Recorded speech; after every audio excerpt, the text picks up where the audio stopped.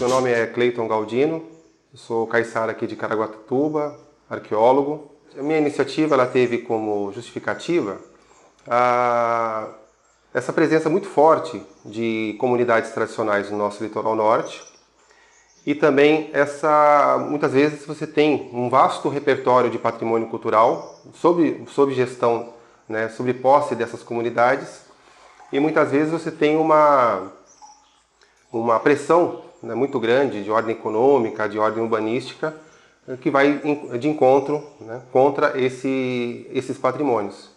Então, a ideia é uma breve conversa, né, falando sobre quais são, né, essas categorias de patrimônio e principalmente as possibilidades de uso, né, que essas comunidades têm, que são recursos não só dessa comunidade, mas também são recursos de bem comum de todo o povo brasileiro. O que baseia, né, essa minha proposta foi um trabalho de doutorado realizado aqui no Quilombo da Caçandoca, no nosso município vizinho aqui de Ubatuba, e principalmente a possibilidade do que foi aplicado no Quilombo da Caçandoca ele seja facilmente replicado por outras comunidades, sejam elas caiçaras, quilombolas, indígenas, beiradeiras, ciganas, pomeranas e de todas as outras categorias que existem no Brasil. Inclusive uma hoje que está se fortalecendo, que são as comunidades localizadas em bairros periféricos, como por exemplo as favelas, comunidades de periferias das cidades. A gente tem como exemplo, né, os morros do Rio de Janeiro e as favelas de São Paulo, como Paraisópolis e Heliópolis. Então muitas vezes você tem a inserção também dessas comunidades periféricas dentro do município como comunidades tradicionais, territórios semi-autônomos dentro das cidades. O patrimônio cultural ele é um componente do macrobem ambiental brasileiro, né?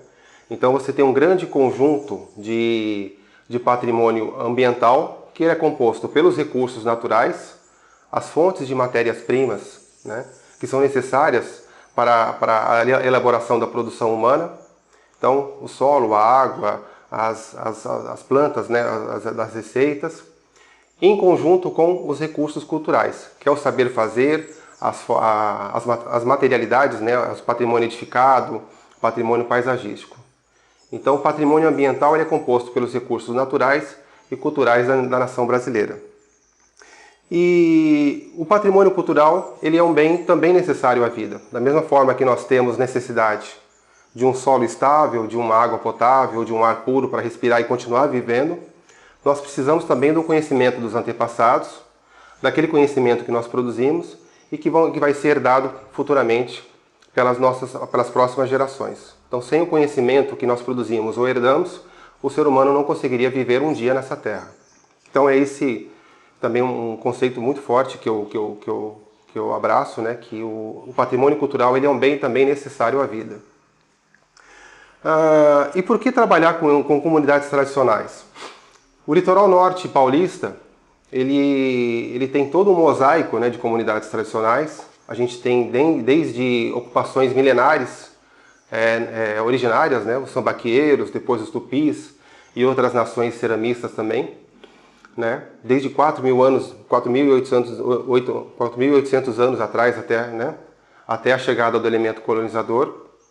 Muito desse conhecimento indígena, né, que existia muito, né, que estava muito presente aqui no litoral, ele foi sendo repassado para as comunidades caiçaras, né? Então, o conhecimento caiçara tem muito da herança indígena.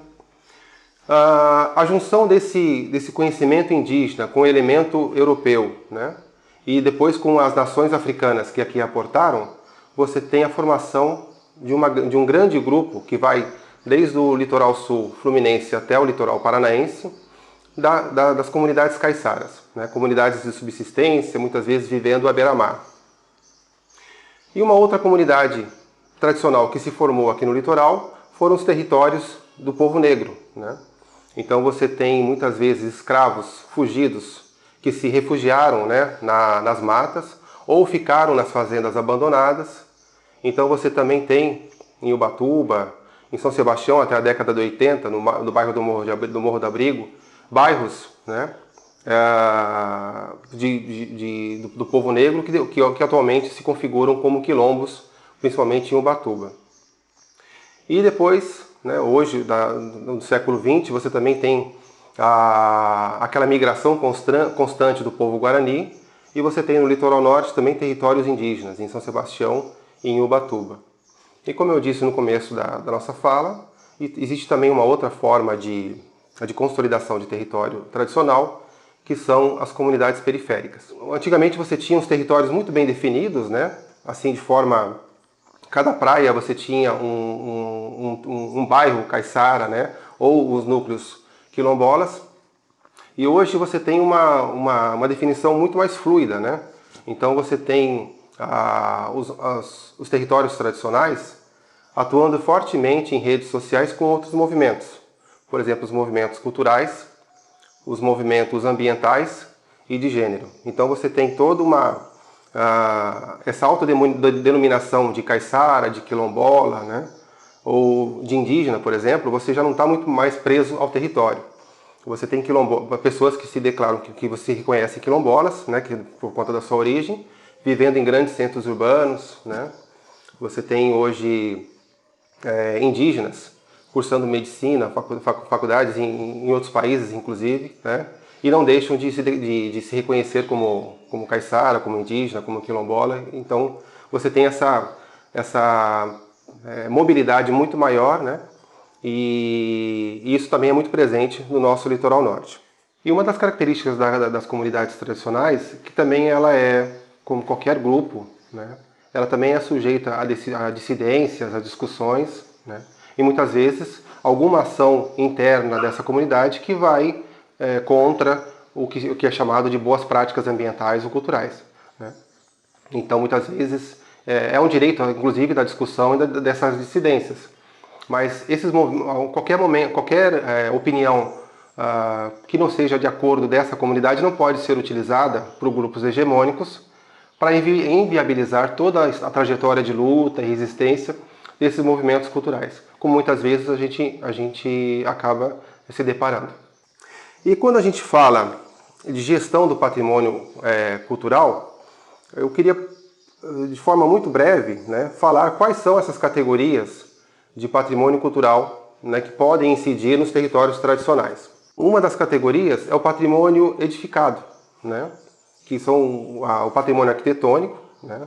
Muitas vezes ele tem um caráter monumental, por exemplo, a igreja matriz, um antigo fórum, né, uma antiga escola feita no período republicano, no comecinho do período republicano.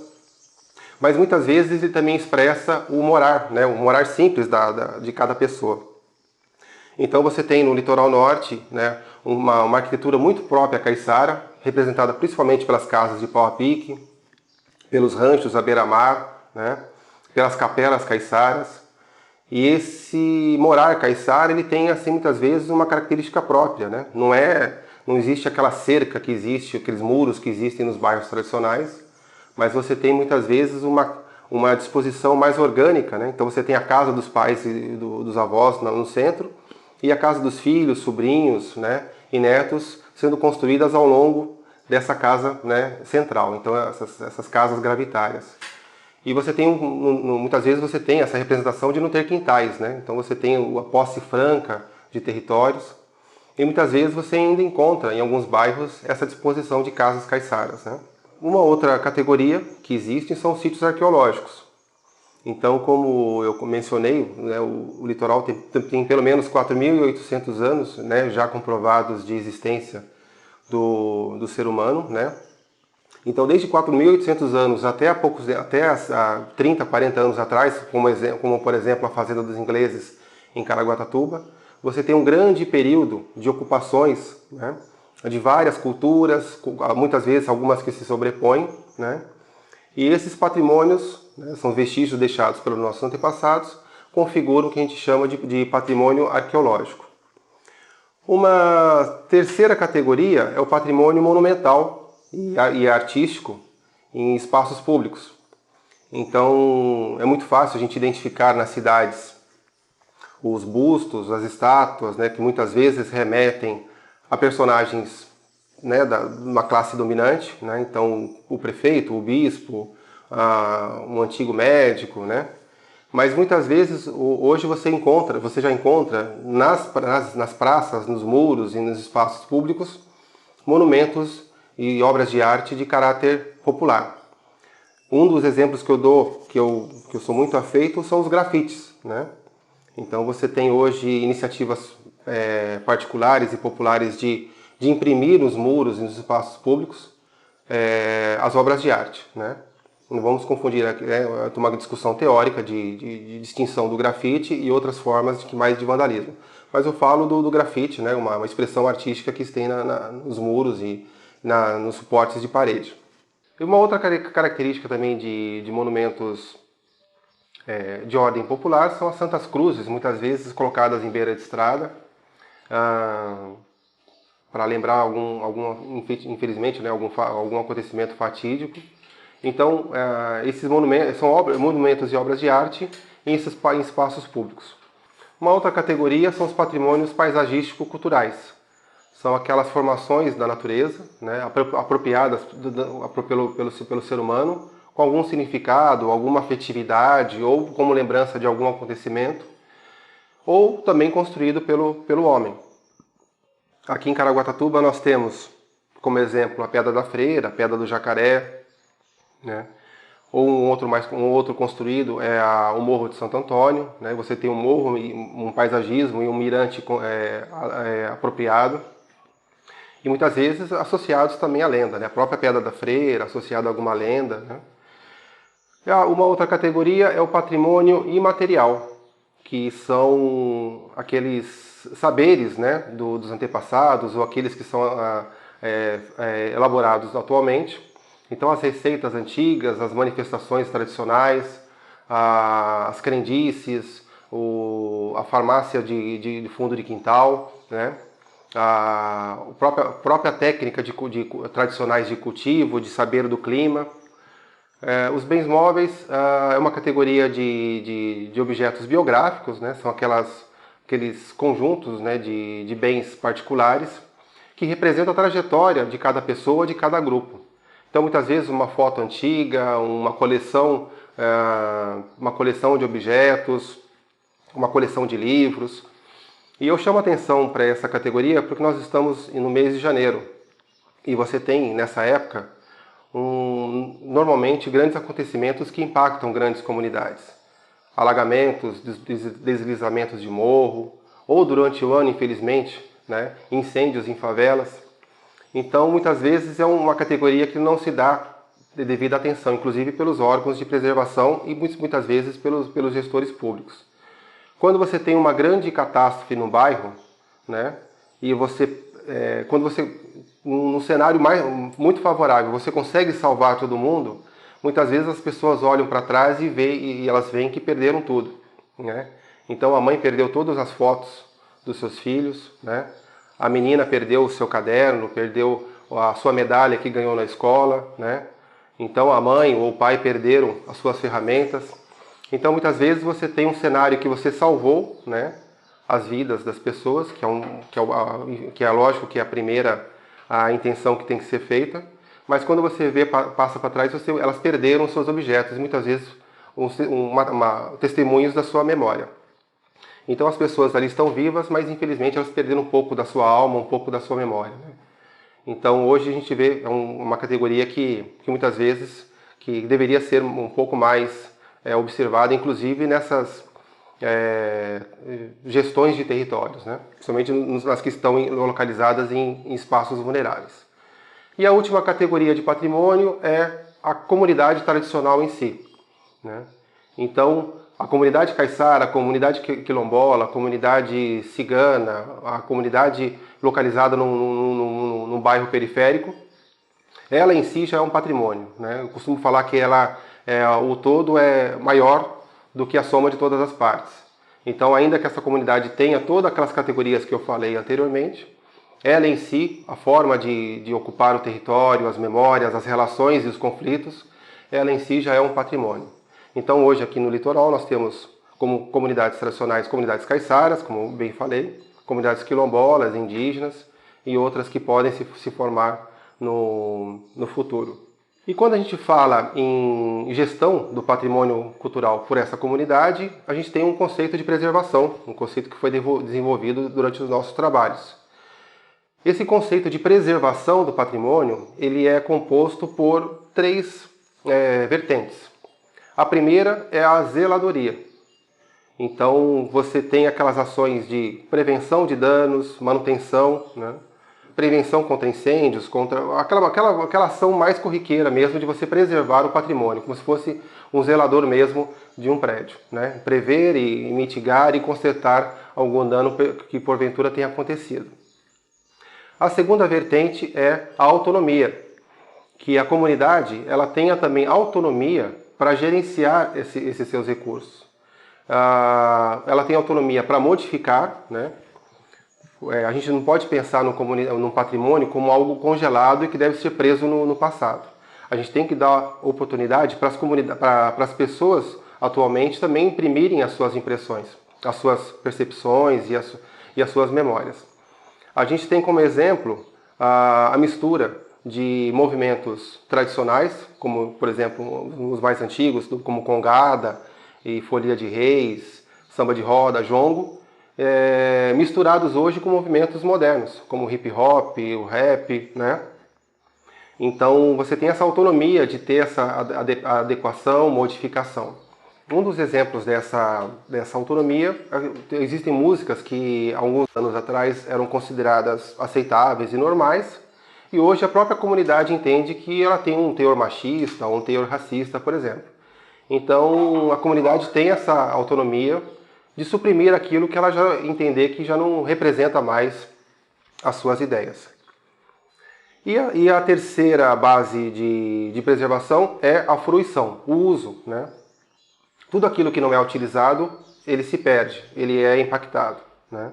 Então, o uso desse patrimônio pela comunidade é um fator muito forte para a sua preservação.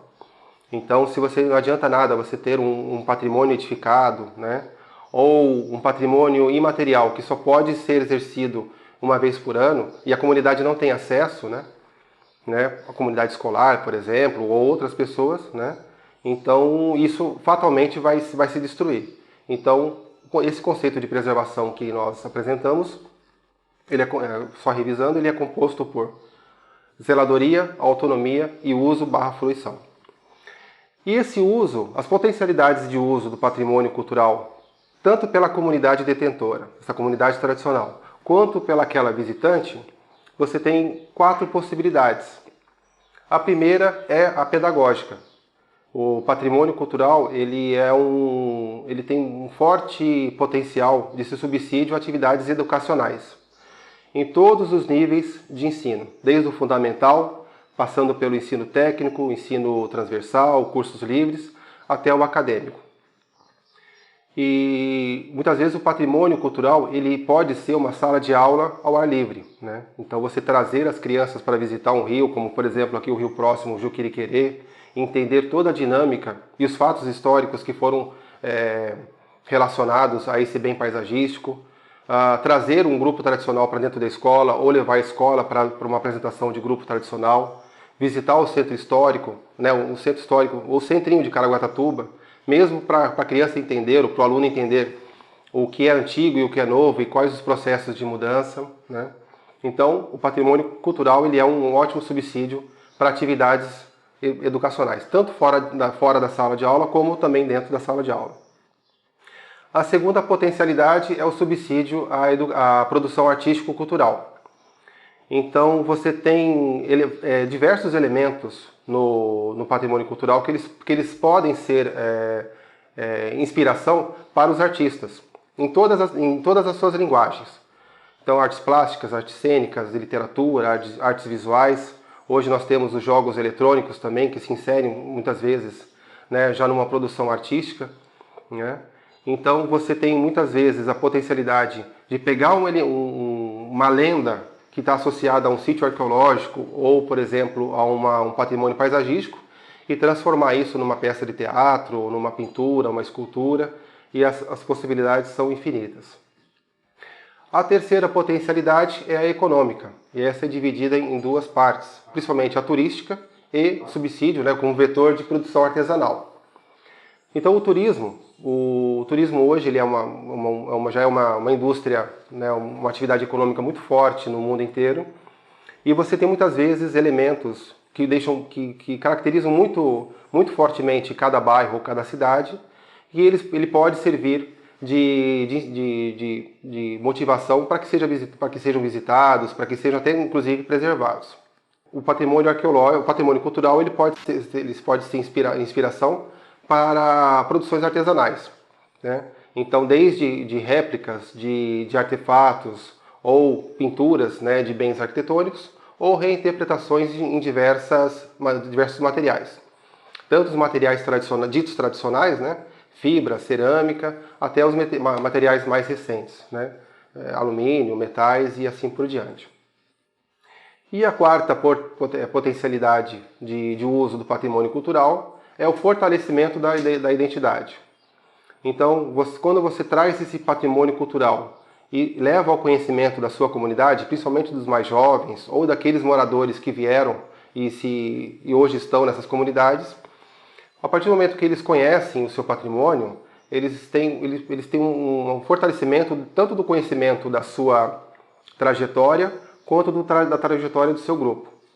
E isso também pode servir, inclusive, para fortalecer a luta contra ações econômicas contrárias, né? Então, especulação imobiliária, omissão, né? Ou então ação deliberada de algum poder público, né? Então, com base nessas breves expressões, eu entendo que finalizo a minha conversa, né, a nossa conversa, e reforço que o patrimônio cultural, nós estamos aqui hoje em Caraguatatuba, mas de qualquer comunidade tradicional no Brasil, ela é um recurso econômico, além de ser um recurso cultural, é um recurso econômico, né, que pode ser utilizada para o desenvolvimento tanto individual quanto coletivo da comunidade. E muitas vezes são patrimônios que ficam desperdiçados, né, e não têm o seu devido papel, que é justamente, como eu falei, um vetor de desenvolvimento individual e coletivo.